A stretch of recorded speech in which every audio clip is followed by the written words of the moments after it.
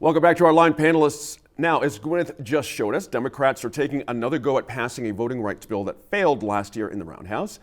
Now, if approved, it would create a permanent optional absentee voter list. It would reinstate voting rights for felons immediately upon release from prison, and it would make Election Day a state holiday. That's been out there for a while, that idea. Now, with a majority in the House and Senate, will Democrats, David, I'll start with you, be able to get this bill to the governor's desk? It sounds easy. This might be a bit of a push. Interested in your thoughts on that. I don't know. It's going to be a very tough push, no question. If I were the legislature, if the legislature were asking me, I'd go for like the big thing, which I think is, making voting a state holiday is a great thing because it says it gives people one less reason not to go vote. So I would try that. In terms of the felons, New Mexico's actually pretty good. You get to register to vote and vote again after you finish serving your probation. I think the new bill is looking to do it as soon as you come out, even if you're still on probation. You get to register to vote. So, there's a lot of things, but Merritt just said this, and I'm stealing it. But I think a lot of this is happening because again, we've weaponized voting. And I think one side could be said to have started weaponizing it and calling in, question the integrity of voting, while the other side, like these bills in New Mexico, was sort of a blue state. We're looking to make sure that we do have access to voting, which, I think more voting is better than less voting. That's all we can say. Merritt, you can't quite call this an omnibus bill, but it's huge. There's a lot of different ideas here. I'm wondering if, might it be better to consider passing these proposals as smaller individual bills and try to get to some kind of cohesion at the end of the session? Well, I feel like this bill is a 186 page solution in search of a problem. Our elections, for the most part, work pretty well in New Mexico. Right. And there's a lot of stuff in here that I find problematic. First of all, I think it could be politically very dangerous for the Democrats, because we've already seen in Otero County and Sandoval County, the far right wants to challenge election results. This is a strategy the RNC is implementing. Election integrity is going to continue to be big. I'm already getting emails from the state party pushing against this. So I think it's politically imprudent of the Secretary of State. She's going to get a lot more pushback should this pass. I don't think 16-year-olds need to be voting. We need to decide on a majority age period. Is it 18? Is it 21? Now we're throwing 16 into the mix. That's not helpful. And it also, this motor voter automatic registration thing, it's actually going to create a lot more DTS voters, and it's going to result in voter suppression in the primary, because DTS voters cannot vote in the primary, and you can't tell me that the Sapien Amendment does that. 1% of independents chose to change their change their registration, and go vote in the primary this year. It's not working. It's not a solution. So unless they cram open primaries into this bill, it's really a voter suppression bill. That's interesting. I have to talk about that in a little bit. Kathy, another couple of anecdotes here. The bill also includes specific provisions for Native American voters, including mandatory language translation. Seems like a good idea during early voting, of course. Use of tribal buildings as mailing addresses for people who don't have traditional mailing addresses. That's a good idea. You see what I mean? There's a lot of little good things in here. Yeah. And I see them working, trying to put it all in one big ball rolling downhill, but I ask again, it might be better to kind of have this discussion parsed out and individually for all these ideas. I think it would be a lot of things. I actually disagree that this is a bill in search of a problem. That there are some things that we need to do to modernize elections, and I don't see a downside to having it be more easy for people to vote. I do think that we need to have integrity, and we do still have all of the safeguards in place for us to have election integrity. And I think our elections are safe and secure, and I also think we need to modernize the elections. So these are some things that other people are doing that I think we should do here. As far as the felons being able to vote, once they have served their sentence, and we said that you have done what you're supposed to do, even if you're still on parole, your citizenship rights should be restored.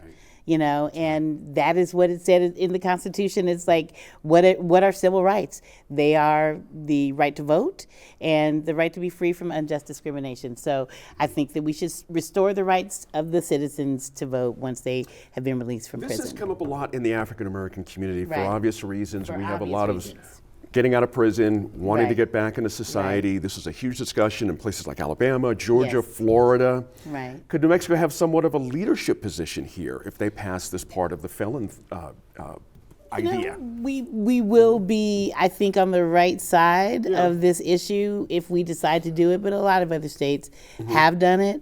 Actually, maybe not a lot of other states. I know DC and I think one other state in the District of Columbia have restored as soon as you are released from prison. I just think that it's an important thing for us to do at this time because it does affect people that look like me most often. Right. Just a note on that. In its email, the state Republican Party is pushing back hard on that, yet are kind of silent on Solomon Pena and his second chance. So, I mean, this is how Yeah, he's what's that allowed to vote leadership for position himself, with the and it's party? fine. It's you're right, leadership position within the party, able to vote for himself, stand for office. So, Right. either they can vote for and for office or not, and I see a big disconnect there. But can we also just say that, let's look at how many people actually do vote. In New Mexico, we need more people to vote. We need to make it so that it's accessible and that it's inclusive for voting. Let me ask you, Catherine Gill, on that point. Ranked choice voting is under discussion as well statewide. That's interesting. We have experience, of course, in Santa Fe and Las Cruces with this style of voting.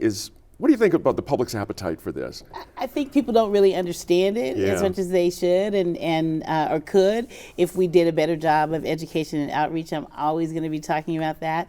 So we need to do more education about what ranked choice voting is. I'm a proponent of it. I think that it would help us get better candidates in office. Dave, your thoughts on that? I'm Well, curious. I mean, there's a couple of things. Let's not forget all this whole thing with making voting easier, making it harder, was kicked off when the Supreme Court basically gutted the Voting Rights Act. I mean, so there's no question. But number two, I look at all of these very specific proposals. The number one thing we need to do is we need to get more people registered to vote and get them to vote. I mean, in the end, you can say it. And when you look at what's happened with 2022 is supposed to be the Republicans are going to wipe out, do everything. They won with 4 or 5 votes in the House. The Democrats kept the Senate. When you look at the people who got out and voted, it was young people, So, I mean, we're spending all of this time kind of tweaking things. If I were in charge of the Democratic or the Republican Party, I'd be like, okay, here's another $100 million. We've got all these people registered to vote. Get them registered to vote and make sure they turn out, That's good. Go Ranked ahead. choice, what do you think? Based on what we did in Santa Fe, nothing blew up?